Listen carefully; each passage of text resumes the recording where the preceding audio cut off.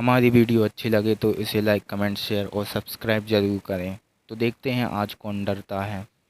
जो भी व्यक्ति इस वीडियो से डर जाता है तो वह हमारे चैनल को लाइक करेगा, और जो व्यक्ति इस वीडियो से नहीं डरता है वह हमारे चैनल को सब्सक्राइब करेगा, ताकि हम उसे डराने का प्रयास कर सकें। बड़ा हरामी हो बेटा।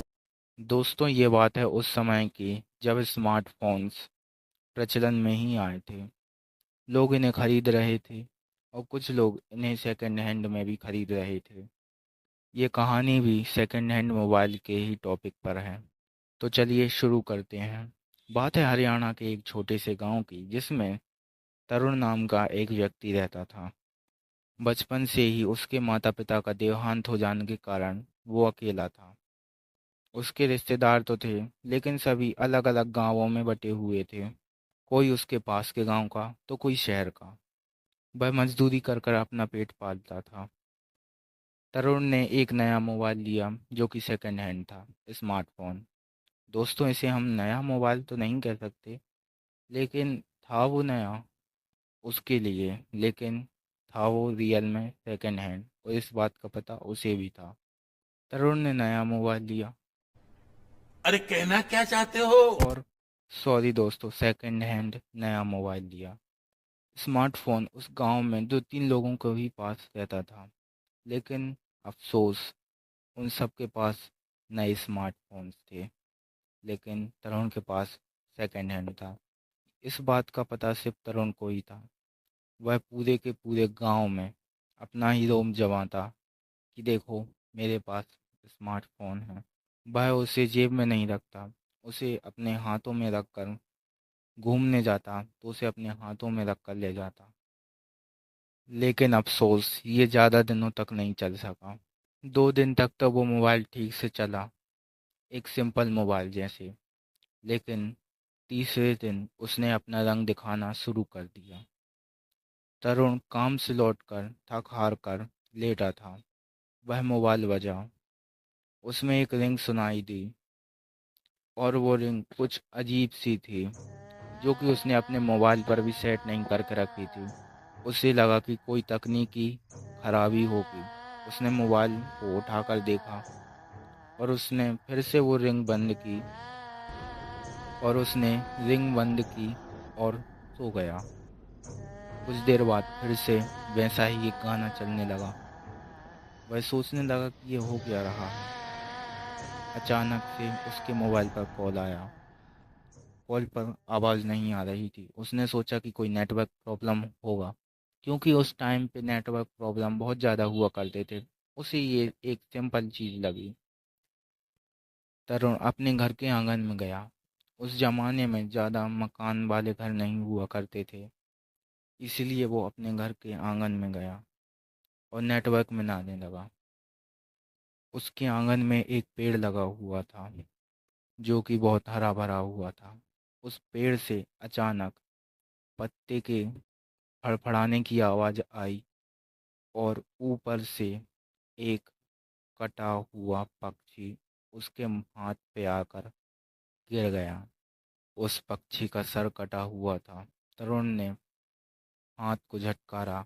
वह पक्षी का सर और उसका शरीर भी एक तरफ गिरा हुआ था, और तरुण का मोबाइल भी एक तरफ गिरा हुआ था। तरुण ने कहा, ये क्या? उसे कुछ भी समझ में नहीं आ रहा था। उसने झट से अपना मोबाइल उठाया और देखा तो मोबाइल ठीक था। तरुण ने कहा, ये कहीं न कहीं से आकर गिर गया होगा, या पहले से ही उस पेड़ में फंसा रहा होगा, और वो सोने को चला गया। अगला दिन हुआ। दिन भर तरुण की नींद नहीं खुली, और अचानक से जब उसकी नींद खुली तो फिर से वही डरावनी रिंगटोन उसके मोबाइल पर बज रही थी। उसने टाइम देखा तो शाम के 7 बजे हुए थे। तरुण ने कहा, एक तो मेरे काम का हर्जा भी हो गया है, और मैं सुबह कैसे नहीं उठा? मेरी तो नींद खुल जानी चाहिए थी। वो ये सब सोच ही रहा था कि एक बार फिर से वही रिंगटोन बजा। तरुण ने कहा, इस मोबाइल ने तो और मुझे परेशान कर दिया है। आधी रात को भी इसने मोबाइल की रिंगटोन बजा बजा कर मेरे आज का हर्जा करवा दिया काम का, और आज भी ये ऐसा ही कर रहा है। मुझे लगता है ये मोबाइल मुझे बेचना ही होगा। जैसे ही उसने बेचना शब्द सुना, वैसे ही मोबाइल से एक अजीब सी आवाज़ आने लगी, जो कि कोई बंगाली भाषा में थी। वो अजीब सी भाषा में बहुत ही गुस्से में बात कर रही थी। तरुण डर गया और तुरंत ही उसने अपना मोबाइल फेंका। मोबाइल फेंका तो मोबाइल का बाल विवाह का नहीं हुआ। तरुण ने कहा कि इसमें कुछ तो है। उसने फिर से मोबाइल उठाया और जोर से दीवार में मारा, तब भी मोबाइल नहीं फूटा। बाहर से बहुत सारे पक्षियों की आवाज आ रही थी। तरुण ने बाहर जाकर देखा तो बहुत सारे पक्षी उस पेड़ से नीचे गिर रहे थे। सैकड़ों की संख्या में कटे हुए सर वाले पक्षी सैकड़ों की संख्या में नीचे गिर रहे थे। आंगन में खून ही खून, पक्षियों का मांस ही मांस। तरुण को उल्टी का जी हुआ। उसने उल्टी करने के लिए जैसा ही अपना मुंह खोला, उसके मुंह से एक पूरा का पूरा पक्षी, जिसकी हाइट हमारे यहाँ पर बगुले होते हैं, वो सफ़ेद सफ़ेद होते हैं, उस जैसी पूरा मांस, पूरा जिंदा बगुला उसके मुंह से निकल गया। वह उसे जितनी बार उल्टी का मन होता, हर बार उसके मुंह से पूरे के पूरे सेंगे जीवित बगुले निकलते। 5-10 तो उसने ऐसे ही निकाल दिए थे। सोचिए उसकी गर्दन से जब वो बगुले आते होंगे तो उसे कितना दर्द नहीं होता होगा। वो व्यू देखने वाला था। चारों तरफ मांस ही मांस, खून ही खून, और बीच में बैठा तरुण बगुलों की उल्टी कर रहा है। अचानक से उसके मुंह से खून निकलने लगा। उस मोबाइल में वो रिंगटोन चल ही रही थी।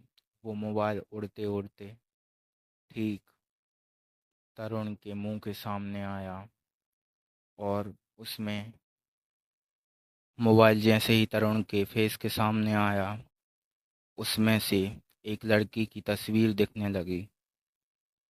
बंगाली में वो कुछ बोल रही थी और बहुत ज़्यादा गुस्सा हो रही थी। तरुण का मुंह खुला था। वो लड़की तरुण का मुंह खुला हुआ था। वो मोबाइल तरुण के मुंह में घुसा और गले से होते हुए उसके पेट में गया, और वो मोबाइल ब्लास्ट हो गया। तरुण के सारी आंतें, उसका सारा हाड़ मांस पूरे आंगन में बिखरा पड़ा हुआ था। अगला दिन हुआ। गांव वाले जो कि तरुण के घर के आगे से निकल रहे थे, उन्होंने देखा कि तरुण का मांस चारों तरफ डला हुआ है और उसका सर अलग फटा हुआ है। वह समझ गए कि ये होना हो तरुण ही है। उन्होंने बिना किसी हाथ लगाए पुलिस को इन्फॉर्म किया। पुलिस के जरिए उन्हें यह तो साबित हो गया था कि ये तरुण ही है। गांव वालों ने उन तरुण के रिलेटिव्स को खबर करी। उनमें से एक थी उसकी मौसी। तरुण की मौसी उसे अपनी माँ की तरह चाहती थी। वो आई और बहुत रोने लगी। सारे रिलेटिव्स इकट्ठे हो गए और तरुण की मौसी रोने लगी। बीच में से तरुण के मामा उठे और उन्होंने कहा कि क्यों ना हम हमारे पुराने बाबा से संपर्क करें और पता करें कि तरुण का ये हाल कैसे हुआ। उन्होंने सभी रिलेटिव्स को इकट्ठा किया और बाबा को बुलाया। बाबा बीच में बैठे थे और सभी लोग बाबा को घेर कर बैठे हुए थे। बाबा ने कहा कि ये मोबाइल नया नया किसी लड़की ने लिया हुआ था।